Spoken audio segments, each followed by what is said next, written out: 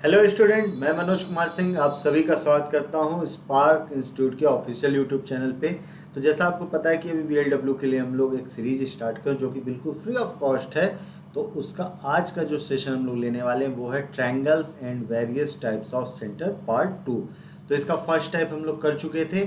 आज हम लोग जो बात करने वाले हैं ऑर्थो सेंटर और सेंट्रॉइड के बारे में, लास्ट में कुछ कॉमन क्वेश्चन सॉल्व करके देखेंगे। ठीक है, तो जिन लोगों ने उस पार्ट को नहीं देखा है तो प्लेलिस्ट में जाएंगे, आपको वहां पे सेंटर का फर्स्ट पार्ट मिल जाएगा और लीनियर ग्राफ वाला भी पोर्शन मिल जाएगा। ठीक है, तो चलिए स्टार्ट करते हैं। सबसे पहले बात करते हैं ऑर्थो सेंटर होता क्या है। तो देखिए इसकी डेफिनेशन क्या होती है, where perpendiculars of all sides meet. What does it mean? अगर मैं एक ट्रायंगल ड्रॉ करूं यहाँ पे ऐसे ए बी सी, अब मैं यहाँ पे क्या करूँ, यहाँ पे एक परपेंडिकुलर ड्रॉ कर दूँ, एक यहाँ पे परपेंडिकुलर ड्रॉ कर दूँ और एक परपेंडिकुलर यहाँ पे ड्रॉ कर दूँ। तो ये सभी परपेंडिकुलर इस पॉइंट पे मिल रहे हैं। ये ओ पॉइंट क्या होता है? This is called the ortho centre. अब कई लोग कंफ्यूज हो जाएंगे सरकम सेंटर एंड ऑर्थो सेंटर में कि सर आपने सरकम सेंटर में भी कहा था परपेंडिकुलर। तो सरकम सेंटर में परपेंडिकुलर बाइसेक्टर, वो परपेंडिकुलर होने के साथ साथ हाफ एंड हाफ में डिवाइड कर देते, लेकिन यहाँ ऑर्थो सेंटर में ऐसा जरूरी नहीं है। ऑर्थो सेंटर में हाफ एंड हाफ में नहीं होगा, बस ये परपेंडिकुलर होते हैं। जहाँ पे परपेंडिकुलर मिलते हैं उसको हम क्या कहते हैं? ऑर्थो सेंटर कहते हैं। ये वाली बात क्लियर हो गई। अब यहाँ देखो एक स्पेशल नोट दे रखा है आपके लिए। क्या है? Ortho centre of obtuse triangle lies outside the triangle. अब जिन लोग को नहीं पता है कि ऑब्ट्यूज ट्रायंगल क्या होता है तो उनको पहले मैं बता दूं। आपने पढ़ा होगा एक्यूट ट्रायंगल।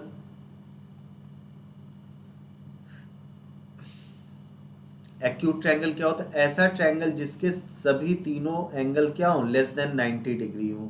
एंड ऑब्ट्यूज क्या होता है?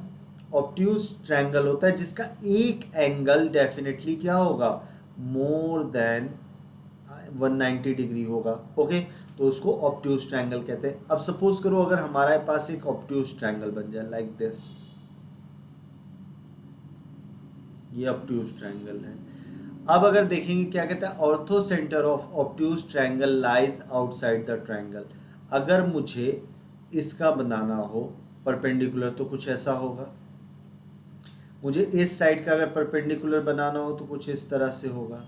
मुझे इस साइड का परपेंडिकुलर ड्रॉ करना होगा तो कुछ इस तरह। देखो यही हो रहा है ना, परपेंडिकुलर कह सकते हो। तो ये कहाँ पे लाई कर रहे हैं? या आउटसाइड द ट्रायंगल लाई कर रहे हैं। ठीक है, ये चीज़ हमें पता होनी चाहिए। कई बार डायरेक्ट क्वेश्चन हो जाता है कि ऑब्ट्यूज ट्रायंगल का ऑर्थो सेंटर कहाँ लाइज करेगा, तो आपको एक ऑप्शन होगा जहाँ पे आउटसाइड द ट्रायंगल होगा, तो आपको उसको पिक करना है। एंड एक और नोट दे रखा है यहाँ पे, orthocentre of right angle triangle is at 90 degree. तो इसका मतलब क्या है? ये अब देखो इसका परपेंडिकुलर ड्रॉ कर रहे हो, इस साइड का परपेंडिकुलर ये आया, इस साइड का ये आया, और इसका यहाँ पे ड्रॉ करोगे तो यहाँ पे आ जाएगा। ठीक है, तो कहाँ पे मीट कर रहे हैं? इस वाले पॉइंट पे मीट कर रहे हैं, ए बी सी। ओके, तो हम कह सकते हैं बी पॉइंट क्या होगा? ऑर्थो सेंटर होगा। और जिन लोगों ने सेंटर 1 की क्लास कर रखी होगी तो उनको पता है कि ये जो मिड पॉइंट होता है हाइपोटेनस का, ये क्या होता है? सरकम सेंटर होता है। कई बार इस पे भी क्वेश्चन आपको पूछ सकता है। ठीक है, तो इस बात का ध्यान रखिएगा। कई बार अगर आपसे कह देगा what is the distance between orthocentre and circumcentre, it nothing just a half of hypotenuse. बस आपको इतना लेना होगा। अगर पता है ये छोटी छोटी चीज़ें तो आप क्वेश्चन आसानी से कर सकते हो। तो हमें ज़्यादा कुछ नहीं पढ़ना, बहुत डिटेल नहीं, हमें ऑर्थो सेंटर के बारे में इतनी चीज़ें पता होनी चाहिए। ठीक है, अब भाई देखो यहाँ पे एक क्वेश्चन है, in obtuse triangle obtuse angle is 110 degree, find the angle made on its ortho center। Clear है? अब अगर आप लोग एक बात ध्यान दो, अभी अभी मैंने आपको बताया, सपोज करो एक हमारा एंगल था। ठीक है, ये कुछ था। अगर मुझे इस पे परपेंडिकुलर ड्रॉ करना था तो सपोज करो मैं ऐसे भी ड्रॉ कर सकता हूँ, इस लाइन को आगे बढ़ाया। ठीक है, तो अगर मैं कहूँ कि भाई यहाँ से ये क्या होगा, ये परपेंडिकुलर ड्रॉ हो जाएगा, इसको मैंने आगे बढ़ा दिया।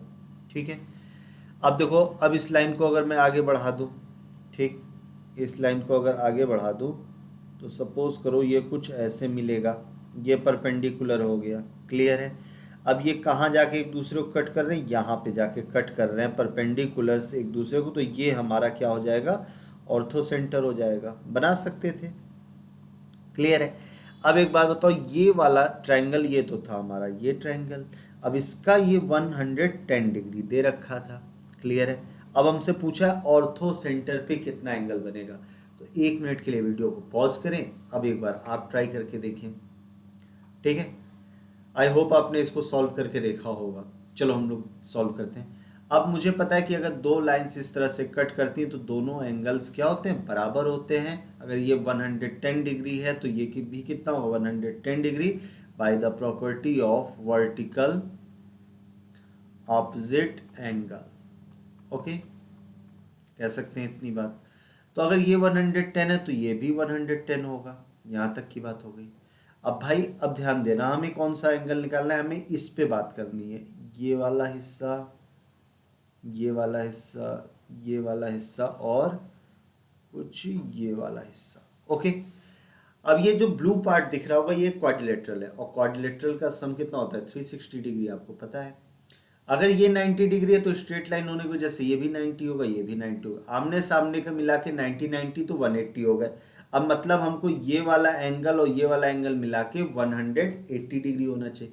अब ये ऑलरेडी हमारा 110 डिग्री है, तो हम यहाँ से इस एंगल को क्या करेंगे, 180 डिग्री में से 110 डिग्री माइनस कर देंगे, दिस इज 70 डिग्री।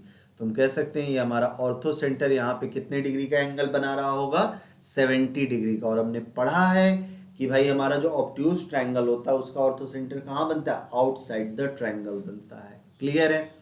बहुत टफ पूछने का मन करेगा तब वो इस टाइप के क्वेश्चन आपसे पूछ सकता है, अदरवाइज ये बहुत बहुत रेयर चांस है। आपसे ज़्यादातर सरकम सेंटर इन सेंटर की बात करेगा या सेंट्रॉइड की बात कर रहा होगा, ठीक है।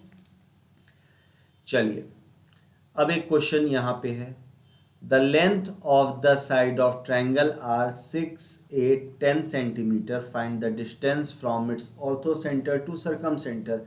अब जिन लोग को पता है कि भाई 6, 8, 10 जो होता है ये क्या होता है, ट्रिपलेट होता है, ठीक है। और ट्रिपलेट क्या फॉलो करता है, राइट एंगल ट्रायंगल को फॉलो करता है। इट मीन्स ये जो साइड है ये किसकी साइड है, राइट एंगल ट्रायंगल की साइड है। तो हम अगर यहाँ से ड्रॉ करें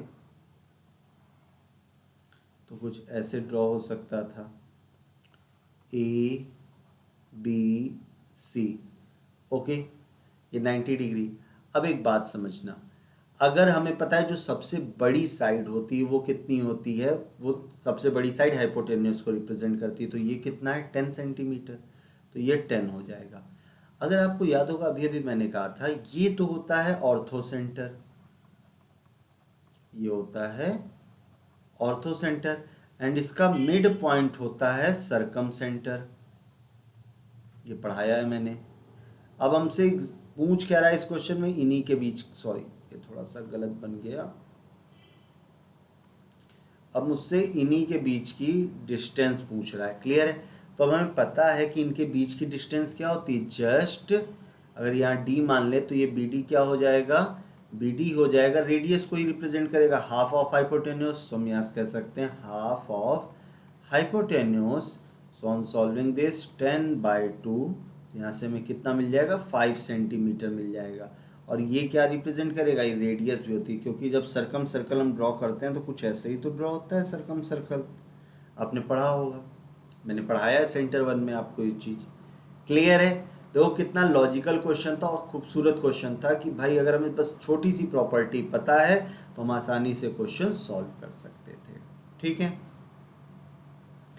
अब देखिए ये बहुत इंपॉर्टेंट चीज़ है, सेंट्रॉइड, ये क्या होता है, points where all medians meet. Medians क्या होता है, मीडियंस करता है साइड को डिवाइड हाफ एंड हाफ में, हाफ एंड हाफ, मतलब अगर मैं यहाँ से एक ट्रायंगल ड्रॉ कर दूँ, this is A, this is B, this is C, and कह दूँ कि ये ए डी हमारा मीडियन है, ए डी क्या है, मीडियन है इस ट्रायंगल का। इट मीन्स आप कह सकते हो कि B D is equal to क्या हो जाएगा, डी सी हो जाएगा। मीडियन मीडियन का ये काम होता है। अब प्रॉपर्टी हमसे क्या कहती है, point where all medians meet और इंटरसेक्ट। सो अगर यहाँ पे हम एक ट्रायंगल ड्रॉ कर लें,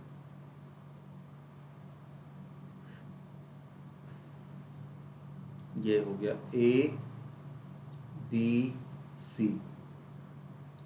देखो एक मीडियन ये ड्रॉ किया, एक मीडियन यहाँ ड्रॉ किया और एक मीडियन यहाँ ड्रॉ किया, ठीक है, ये आके वर्टेक्स पे मिलेगा। This is D E F. तो ये जो जी पॉइंट होगा, ये जी पॉइंट किसको रिप्रेजेंट करेगा, ये रिप्रेजेंट करेगा सेंट्रॉयड को। अब देखो ये अपने आप में बहुत कुछ कर बताता है। अब देखो ये जो सेंट्रॉयड होता है ये क्या करता है, चीज़ों को, एरियाज को इक्वल पार्ट में डिवाइड करता है। अगर आप ध्यान दोगे तो एक ट्रायंगल ये दिख रहा है, दूसरा ट्रायंगल आपको ये दिखेगा, ये वाला, ये हिस्सा, ये वाला ट्रायंगल, ये वाला ट्रायंगल, और एक ट्रायंगल आपको यहाँ से और दिख जाएगा, ये वाला। देखो तीनों की एक सेम वर्टेक्स है जी वाली। तो ये क्या करेगा, ये तीनों ट्रायंगल इक्वल एरिया में डिवाइड कर देता है ये जी। आप ऐसे कर सकते हो। और ऑल्सो ये जो पार्ट है 1 2 3 4 5 6, ये 6 पार्ट भी इक्वल एरिया में होते हैं। अगर मैं कह दूं कि आपसे, ये सपोज कर लो ट्रायंगल जी डी बी का एरिया, कई बार ऐसा क्वेश्चन पूछेगा, दिस इज 6 सेंटीमीटर स्क्वायर। अब हमसे कहेगा ट्रायंगल ए बी सी का एरिया बताओ, तो हमें पता है अगर 6 एक ट्रायंगल का एरिया, तो ऐसे कितने ट्रायंगल है, 1 2 3 4 5 6, तो जस्ट 6 इंटू 6 करेंगे, दिस इज 36 सेंटीमीटर स्क्वायर, ये आ जाएगा हमारा। क्लियर है, ये चीज़ हुई। एक चीज़ ये हमें याद करके रखनी है। दूसरा क्या करके याद रखना, ये जो मीडियन होता है ये बहुत इंपॉर्टेंट प्रॉपर्टी है इसकी। अगर आप ऐसे, तो वर्टेक्स का साइड और ये यहाँ बेस वाला साइड, यहाँ जी है, तो ये किस रेशियो में हमारा डिवाइड होता है, दिस इज 2:1 के रेशियो में डिवाइड होता है। सपोज करना कि अगर मुझे ए डी की वैल्यू 12 दे रखी हो, मुझसे पूछे ए जी की वैल्यू, तो मैं क्या करूँगा, 12 इंटू 2/3, सो ये कितना आ जाएगा, 8 सेंटीमीटर हो जाएगा। क्लियर है। एक और इंटरेस्टिंग प्रॉपर्टी, ये जो हमारा पार्ट होता है ये हमारा इन रेडियस भी कह सकते हो, जो कितनी चीज़ें बता रहा है, और ये हमारा सरकम रेडियस को भी रिप्रेजेंट करता है। ये छोटी छोटी चीज़ें हमको याद रखनी है, ठीक है। क्लियर है इतनी बात। इसके अलावा क्या क्या इंपॉर्टेंट पॉइंट है वो भी देखते हैं हम लोग यहाँ पे। The centroid is the centre of the object, ये सेंटर कहलाता है। It is the centre of gravity, it should always lie inside the object, ये कभी भी आउटसाइड द ऑब्जेक्ट नहीं जाएगा। Like ortho centre, ortho centre क्या होता है, कई बार भाई बाहर बनता है, लेकिन जो सेंट्रॉयड होगा ये हमेशा इनसाइड ही बनेगा। एंड ये क्या करता है, it is the point of concurrency of the medians, मतलब क्या, ये सब बराबर पार्ट में डिवाइड करता है। ये छोटी और इम्पॉर्टेंट बातें थी हमारे मीडियन के बारे में। एक बार रिकॉल करते हैं। मीडियन क्या करता है, मीडियन साइड को हाफ एंड हाफ में डिवाइड करता है। जहाँ पे मीडियंस मिलते हैं उसको सेंट्रॉयड कहते हैं। मीडियंस ये जो सेंट्रॉयड होता है ये क्या करता है, इक्वल एरिया में डिवाइड करता है। तो अगर छोटे ट्रायंगल काउंट करेंगे तो टोटल 6 छोटे ट्रायंगल बनते हैं, और बड़े ट्रायंगल काउंट करेंगे तो मीडियन से हम 3 बड़े ट्रायंगल बना सकते थे। दूसरा चीज, ये जो मीडियन सेंट्रॉयड होता है, मीडियन को 2:1 में डिवाइड करता है। 2 कौन सा साइड होता है, वर्टेक्स वाला, और 1 वाला कौन सा होता है, बेस साइड वाला। ओके। एंड जब हम सर्कल की रेडियस की बात करते हैं तो ये जो बेस वाला साइड होता है ये इन रेडियस को रिप्रेजेंट करता है, और ये जो अपर वर्टेक्स वाला साइड होता है ये सरकम रेडियस को भी रिप्रेजेंट करता है। अगर देखो आपसे क्वेश्चन पूछ दे कई बार कि इक्विलैटरल ट्रायंगल है, इसकी सरकम रेडियस और इन रेडियस का रेशियो बताओ, तो आप डायरेक्ट बता देना 2:1। ये भी चीज़ नोट कर लो, बहुत इंपॉर्टेंट है, कई बार एग्जाम में डायरेक्ट पूछी जाती है, आपके भी एग्जाम में पूछ सकता है।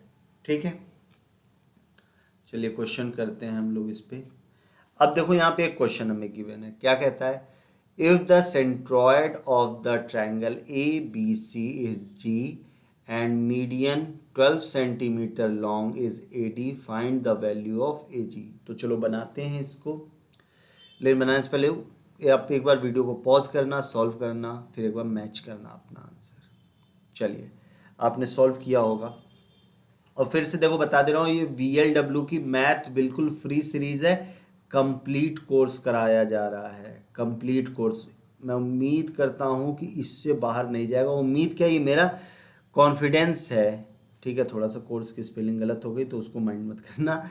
मैं पूरा, मेरा कॉन्फिडेंस है कि इससे ज़्यादा नहीं आपके एग्ज़ाम में आएगा, ठीक है। चलिए, क्या था हमारे क्वेश्चन में? तो ये कह रहा था दिस इज ट्रायंगल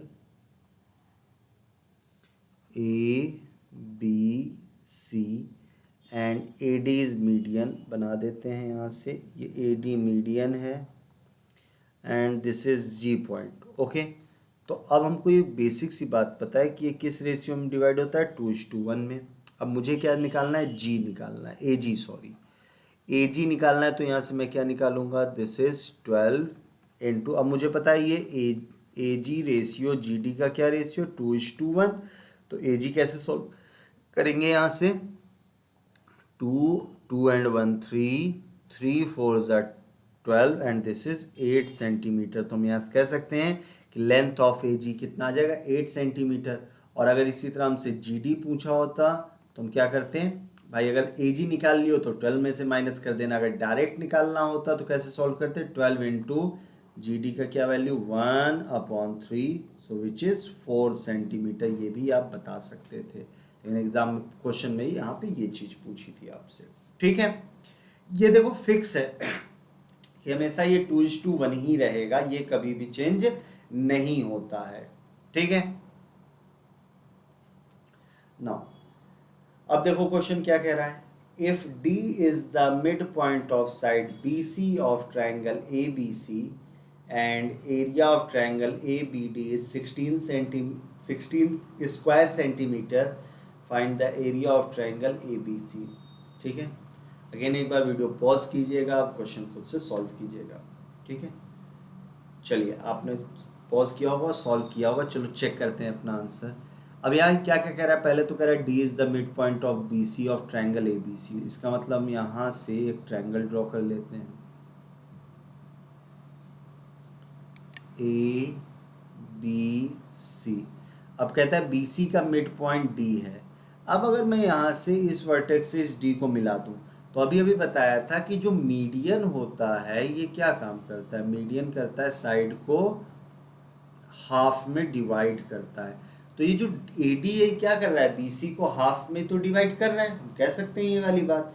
तो इसका मतलब हम कह सकते हैं ये जो AD होगा ये क्या है, मीडियन है। और मीडियन का एक और काम होता है, एरिया को क्या करता है, इक्वली डिवाइड कर देता है। अब एक बात बताओ, यहाँ पे ट्रायंगल ABD ये जो दे रखा है हमें, ये वाला जो ट्रायंगल है इसका एरिया दे रखा है, और इसका जो एरिया है ये है कितना, 16 सेंटीमीटर स्क्वायर। अब आपको पता है मीडियन की प्रॉपर्टी की वजह से जो एरिया ट्रायंगल ऑफ ABD का होगा वही एरिया ट्रायंगल ऑफ ADC का भी होगा, कह सकते हो। तो यहाँ से हम लोग कह सकते हैं ट्रायंगल ऑफ ADC कितना हो जाएगा एरिया, यहाँ से 16 सेंटीमीटर स्क्वायर। अब ट्रायंगल ABC का area, this is area of triangle ABD plus area of triangle ADC, 16 + 16 which is 32 centimetre square. अब जो लोग थोड़ा सा स्मार्ट और हैं उनके लिए, और आप लोग बहुत स्मार्ट हो तो भाई आप तुरंत समझ जाओगे। भाई आपको पता था जितना एरिया इसका है उतना ही एरिया इसका, इसका मतलब जो हमारा ट्रायंगल ABC का एरिया होगा, अगर मुझे डायरेक्ट करना होता तो यहाँ से मैं कह सकता था twice of triangle ABD area. भाई ये भी तो कह सकता था, उतना लंबा नहीं सॉल्व करता। 2 × 16 विच इज 32 सेंटीमीटर स्क्वायर। तो यहाँ से भी हमारा ये वाली वैल्यू निकल के आ सकती थी, ठीक है। चलिए, उम्मीद करता हूँ ये वाला क्वेश्चन क्लियर होगा अब आपको। अब भाई देखो इस क्वेश्चन में क्या कह रहा है, देखो कोशिश मैं यही कर रहा हूँ कि आपके सामने मैक्सिमम टाइप के क्वेश्चन करवा दूँ, ताकि आप एग्जाम में आपको दिखे बस हाँ ये पढ़ा हुआ मेरा आया हुआ मैंने सॉल्व कर देना है, ठीक है। अब यहाँ पे क्या कहता है, in a triangle ABC AD is the median and AD is half of BC, if angle B A D is 30 degree then the value of A C B. चलो निकालते हैं।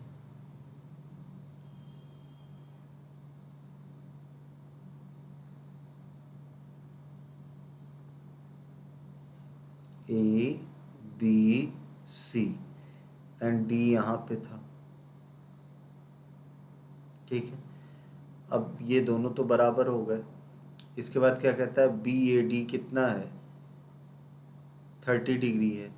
अब हमसे पूछ रहा है ए सी बी कितना होगा, ठीक है। क्या कोई और इंफॉर्मेशन गिवन है अपने को?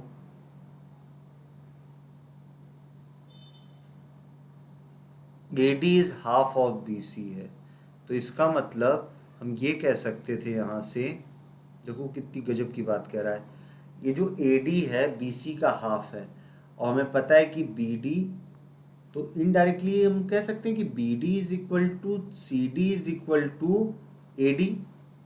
भाई बी डी भी बी सी का हाफ है, सी डी भी बी सी का हाफ है, और ए डी भी बी सी का हाफ है, तो मतलब तीनों बराबर थे। क्लियर है इतनी बात?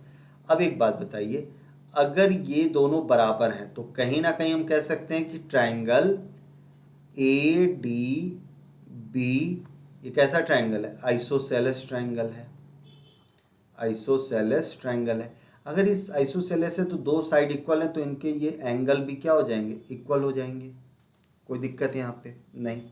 अच्छा, अगर ये 30 डिग्री है तो सम ऑफ इंटीरियर एंगल, देखो मैं हर एक स्टेप लिख रहा हूँ, लेकिन एग्जाम में आपको तो डायरेक्ट करना है, ठीक है। यहाँ पे आप कंफ्यूज ना हो इसलिए हर एक चीज लिख रहा हूँ।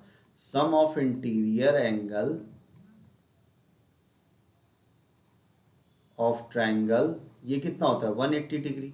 अगर ये दोनों 30 है तो ये रिमेनिंग कितना होगा, रिमेनिंग हम निकाल सकते हैं यहाँ से, 180 माइनस 30 डिग्री माइनस 30 डिग्री।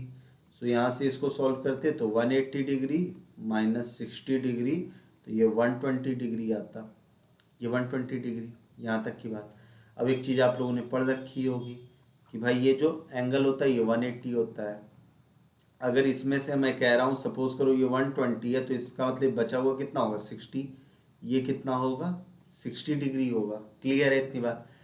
अब आपको पता है कि ये दोनों एंगल क्या है, सेम है। तो अगर सपोज करो ये x है और ये x है, तो हम इसको कैसे लिख सकते थे, x plus 60 degree is equal to, हमें पता है सम तो 180 होता है, तो ये कितना हो जाता है 2x प्लस 60 डिग्री, 180 डिग्री। तो यहाँ से 2x इज इक्वल टू कितना आ जाता, 120 degree, and x is equal to 60 degree लिख सकते थे। तो ये 60 डिग्री आता और ये भी 60 डिग्री। अब हमसे पूछा क्या है, ए सी बी कितना निकल के आया, 60 डिग्री हमारा आंसर है। बात क्लियर है इतनी? देखो क्वेश्चन थोड़ा सा कैलकुलेटिव लग रहा होगा, लेकिन अगर हर एक स्टेप को एक बार रिकॉल करवा देता हूँ आपको। एक ट्रायंगल दिया हुआ था अपने को ए बी सी, कह रहा है डी क्या है, मीडियन है, ए डी मीडियन है, it means B D is equal to D C. Again कहता है A D is equal to B C का हाफ है, तो इसका मतलब क्या है, तीनों साइड बराबर हो गई। अब मैंने देखा ट्रायंगल ए डी बी में, तो ये दोनों साइड बराबर है, तो इसका मतलब ये एंगल इस एंगल के बराबर है, और तीनों एंगल का सम ट्रायंगल में 180 होता है। तो अगर 30 30 60 है, 30 30 60 है, इट मीन्स ये कितना होगा, 120 डिग्री होगा। अगर ये 120 डिग्री है तो हमें पता है कि लीनियर पेयर की वजह से ये 60 डिग्री होगा। इन दोनों का सम प्लस 60 डिग्री मिलाकर 180 होना था, तो x की वैल्यू कितनी आ गई हमारी, 60 डिग्री आ जाएगी। क्लियर है ये चीज? देखो ये हमारा यहाँ पे आ जाएगा answer, angle of A C B is 60 degree. चलिए नेक्स्ट देखते हैं। अब देखो देखने में कितना बड़ा सा क्वेश्चन लग रहा है, लेकिन होगा आसान। बस कॉन्सेप्ट लाइन बाय लाइन सब को याद रखनी चाहिए, कॉन्सेप्ट होता है। In a triangle A B C, median A G B F C E intersect at point G. जैसा जैसा कह रहा है वैसा वैसा पहले कर देते हैं इसका।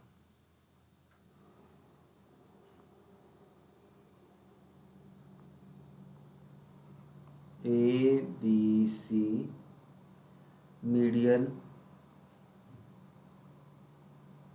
ए G B F C, okay, intersect at point ji.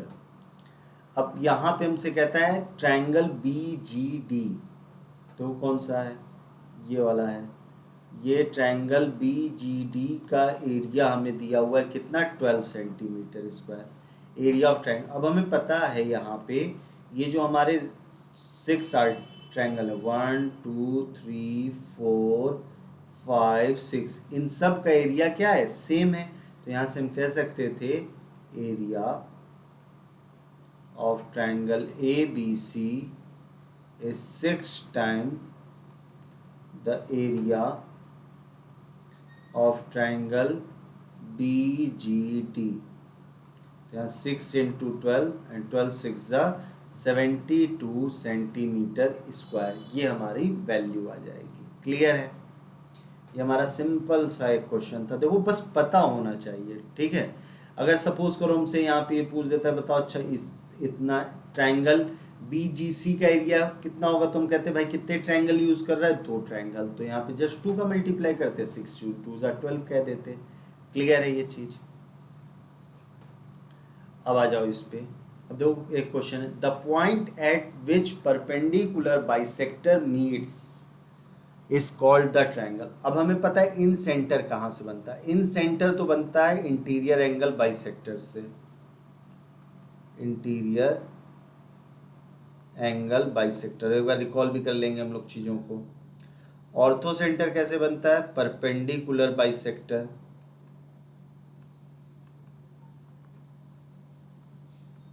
Perpendicular bisector. Mid point कुछ ऐसा नहीं। और सरकम सेंटर क्या होता है, सरकम सेंटर हमारा बनता है इसको आप कह सकते हो, एक तो इन सेंटर होता है, सरकम सेंटर के लिए आपको पता है कि ये बस थोड़ा सा ऑर्थो सेंटर से मिलता जुलता है, लेकिन यहाँ क्या होता है, perpendicular, no no no this is not bisector, ये थोड़ा सा गलत मैंने बोल दिया, परपेंडिकुलर। ये सरकम सेंटर क्या होता है, परपेंडिकुलर बाइसेक्टर्स। ओके, तो यहाँ पे हमसे क्या पूछा है, the point at which perpendicular bisectors meet, तो ये वाला कौन सा पॉइंट होता है, सरकम सेंटर होता है। अगर मुझसे पूछता है कि the point at which perpendicular meets, हम कहते हैं ऑर्थो सेंटर होता है। अगर हमसे क्वेश्चन पूछता है इंटीरियर एंगल बाइसेक्टर मीट्स, तो हम कहते हैं भाई इन सेंटर होता है। ठीक है, चलिए अब एक ये क्वेश्चन करते हैं हम लोग, the difference between the area of circumscribed circle and the area of inscribed circle of equilateral triangle is 2156 square centimeter. What is the area of an equilateral triangle होना चाहिए था यहाँ पे। ठीक है, तो भाई देखो एक बार समझते हैं इस क्वेश्चन को। The difference between the area, अगर मैं एक ट्रायंगल बनाता हूँ पहले यहाँ पे,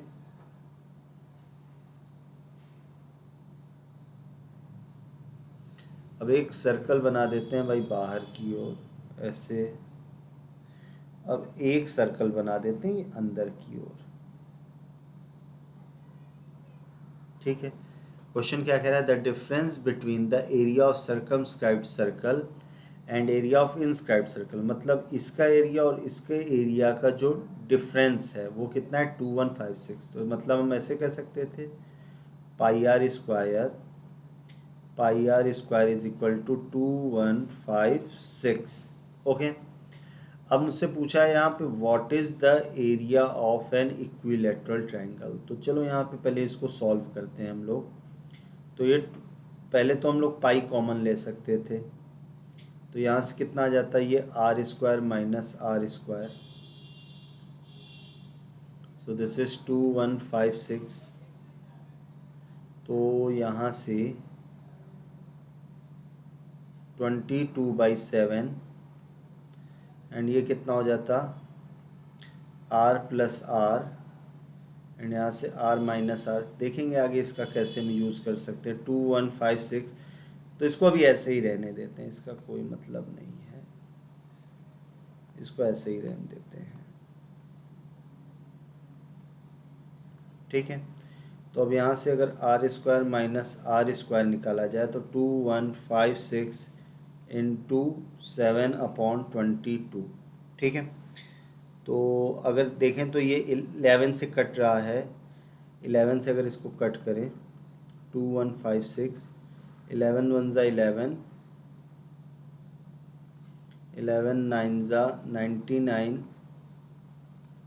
ये 6 टाइम 196, एंड यहाँ से ये 2 एंड 2 से अगेन काट 98, एंड यहाँ से r square minus r square is equal to, ये कितना आ जाएगा, दिस इज 7 8 ज़ा 56, कैरी किया 5, 7 9 ज़ा 63, 63 एंड 5 68, इतना आ जाएगा। ये तो सेंटीमीटर स्क्वायर यहाँ तक आया।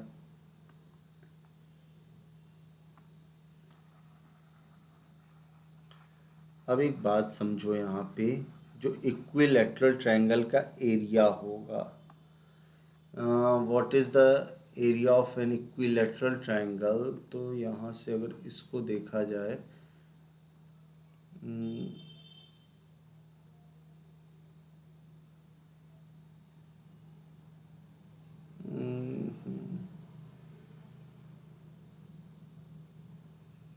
कुछ मिसिंग है क्या, लेट मी चेक वंस।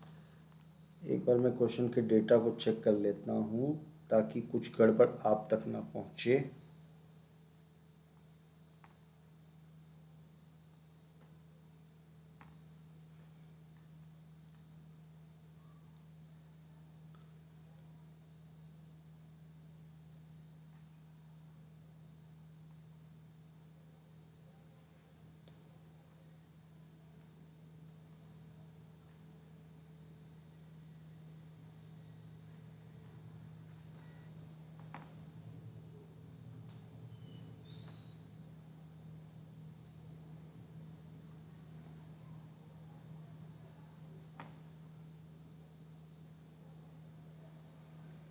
तो अब यहाँ पे देखो हम लोग को क्या क्या गिवन था।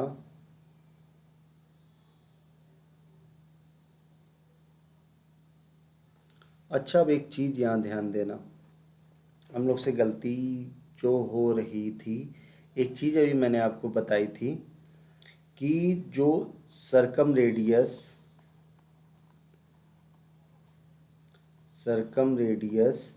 और इन रेडियस के बीच जो रेशियो होता है वो क्या होता है, 2:1 होता है। अगर हम लोग इन रेडियस r मान के चल रहे हैं तो सरकम रेडियस क्या होगी, 2r होगी। अगर यहाँ पे पुट कर दें 2r, तो देखो ये कितना आ जाएगा, this is r square, this is 686। अब देखो यहाँ फर्दर, ये देखो थोड़ा सा हाई लेवल का क्वेश्चन हो गया, लेकिन उसके लिए रेडी रहना। सो यहाँ से कितना होगा, 3r square 686, then are square, यहाँ से क्या ये सॉल्व हो जाएगा, 6 6 12 12 8 20, ये यहाँ से 686/3 होगा, then r is equal to 686/3 आ जाएगा। ठीक है, ये रेडियस आ गई। अब एक बात समझना यहाँ से, अगर इसको चाहो तो आप ऐसे लिख सकते हो 686√3, ऐसे भी लिख सकते हो। अब एक छोटी सी चीज़ समझना है यहाँ पे, एक इम्पॉर्टेंट रेशियो, ठीक है।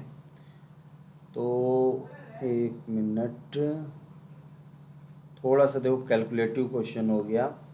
अब अगर यहाँ से हम लोग देखेंगे तो जो हमारी इन रेडियस होती है, r इज इक्वल टू क्या होता है, a/2√3 होता है। ठीक है, तो अगर यहाँ से हम लोग साइड निकालेंगे इक्विलैटरल ट्रायंगल की, तो r की वैल्यू कितनी है, √686/√3 इंटू दिस इज 2√3, देखो इससे कट जाएगा, एंड ये कितना आएगा 2686। ये तो आ गई साइड, अब आ गई। अब आपको इक्विलैटरल ट्रायंगल का एरिया पता होना चाहिए, तो अब यहाँ से आ जाते हैं। तो थोड़ा सा मैं क्या करूँ, किधर लिखूँ इसको, देखो छिप ना रहा हो, यहाँ थोड़ा सा जगह बना के लिख देते हैं। थोड़ा सा क्वेश्चन थोड़ा सा बड़ा हो गया अपना। एरिया होता है इक्विलैटरल ट्रायंगल का √3/4 a²। तो अगर यहाँ सॉल्व इसको करते तो √3 होता, ये 4 होता, a² करेंगे तो देखो √686 तो ख़त्म, 2 का स्क्वायर 4, तो यहाँ से 4 से 4 कटेगा, ये केवल कितना आ जाएगा, 686√3 सेंटीमीटर स्क्वायर आ जाएगा। ठीक है, बात क्लियर है। क्वेश्चन अच्छे लेवल का था, मैंने फिर से कहा। आपको मैं बेसिक टू हाई लेवल जितना हो सकता है उतना कराने की कोशिश कर रहा हूँ, तो इसको थोड़ा सा एडजस्ट करना। अगर कहीं पे कोई कन्फ्यूज़न हो तो बताना। देखो मैं फिर से एक बार आपके लिए बता देता हूँ। Pi r square minus pi r, ये आपका सरकम रेडियस था, ये इन रेडियस, इनका बीच का एरिया बीच 2156 था, तो यहाँ तक निकला। अब हमें एक रेशियो पता है कि जो सरकम रेडियस होता है इन रेडियस का ट्वाइस होता है, तो यहाँ से मैंने पुट किया 2r square minus r square, solve करने पे r की वैल्यू। अब मुझे पता है कि इन रेडियस होता है साइड अपॉन 2√3, तो यहाँ इक्विलेटरल ट्रायंगल की साइड निकल गई। एरिया ऑफ इक्विलेटरल ट्रायंगल क्या होता है, √3/4 a², तो यहाँ सॉल्व करके हमारा ये आंसर आया। ठीक है, थोड़ा सा टफ हो सकता है तो लेकिन कंफ्यूज मत होइएगा। यहाँ क्या कह रहा है, in equilateral triangle inradius is 4 centimetre. Circumradius क्या होगा, अभी अभी बताया, ये क्या होता है 2:1।